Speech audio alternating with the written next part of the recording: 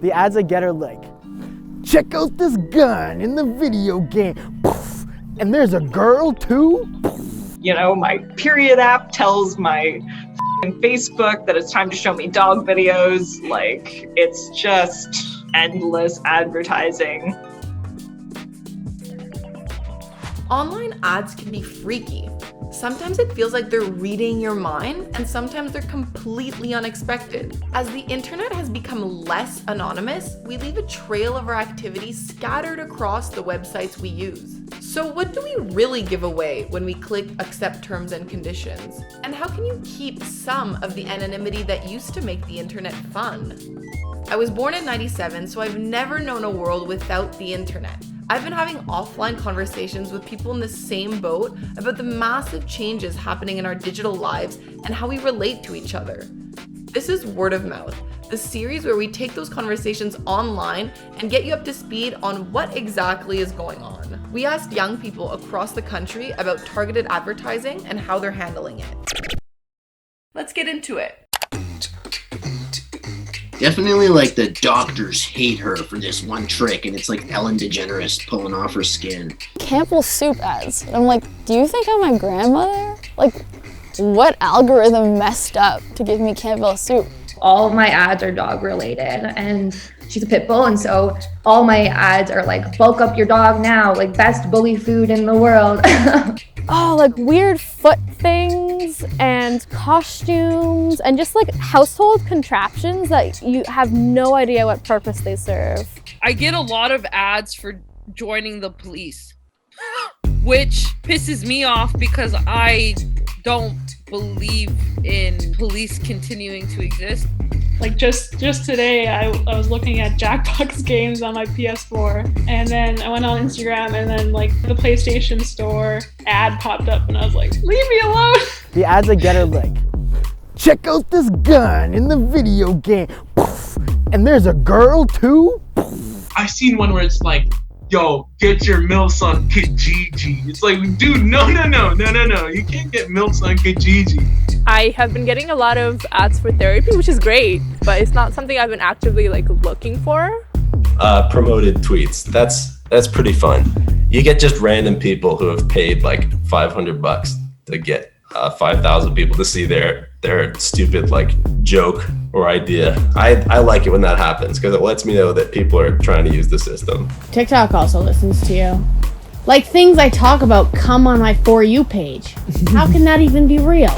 Yep, I get ads that literally I'll talk about something and then like 2 minutes later I'll get an ad about it on Instagram. I also, I get that. Because my phone Instagram, it listens to me. Yeah, my little FBI agent knows what I'm doing. Definitely. How did they do that? It's crazy. Even if you turn off location services, there's plenty of ways companies track you. Here's some of the info you may have handed over to your favorite apps. Browsing history, health and fitness data, nice pulse, data from the gyroscope in your phone, that's the sensor that tracks its orientation. Precise location, credit info, sensitive info, which sounds spicy, but what it really means is anything from racial or ethnic data to pregnancy or childbirth information to sexual orientation and biometric data. For analytics, they might be using your payment info, as well as the mysterious other data for other purposes. Ultimately, nobody collecting this data is completely safe from a data breach. You're at the mercy of hackers, law enforcement, tyrannical governments, and anybody else that can get their hands on it. The question is... Yeah, the fact that the cadence of my walking or that the number of times I pick up my phone in an hour can dictate what's being targeted towards me is daunting. Oh, you guys are so annoying. Like, why would you do all that with our data? You know what I mean? Just store it somewhere and leave us alone. Let us just use your app. You make your money. We get to communicate and be happy. But no, they have to want more money and more power, and they have to sell it to the black market. And I'm like, ugh, you guys are making it so hard for us to trust you. And it's pretty obvious, like if you have Facebook open, you talk about something, you never search it up, But if you talk around it, like it'll send you ads. It's very targeted. They know exactly who they're showing those ads to. You know, my period app tells my Facebook that it's time to show me dog videos. Like, it's just endless advertising.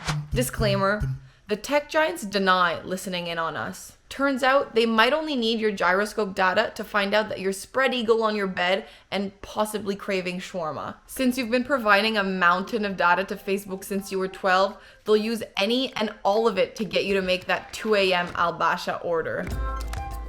The best way to avoid advertising altogether is to just turn off your phone and, I don't know, go tobogganing with your friends or something. Since most of us still want to connect though. Anytime I want to actually buy something, like I do it in incognito mode, which I think makes it more difficult for advertisers to track you. I went to my Facebook and weeded out all those thousands of keywords that feed into the algorithms, and now I only really see outdoor ads for like portable wood stove. Having that skill to be like, oh, I'm being advertised to is vital. Down the line, we'll find out like how messed up it has been and how it's affected people. The whole just needs a change. Like, it needs to be different. You can turn off targeted ads if you want to, but companies like Facebook make no claims that they'll stop tracking you and selling your data. So, would you rather get ads for your cool electronic music hobby or have the old couple in separate bathtubs sell you erectile dysfunction drugs? One way to get back your online anonymity is to use a VPN. It works by routing your internet traffic through a remote network and making it look like you're located somewhere else. This makes you harder to track. Although VPN companies have been known to comply with subpoenas and warrants when law enforcement goes looking for someone's data.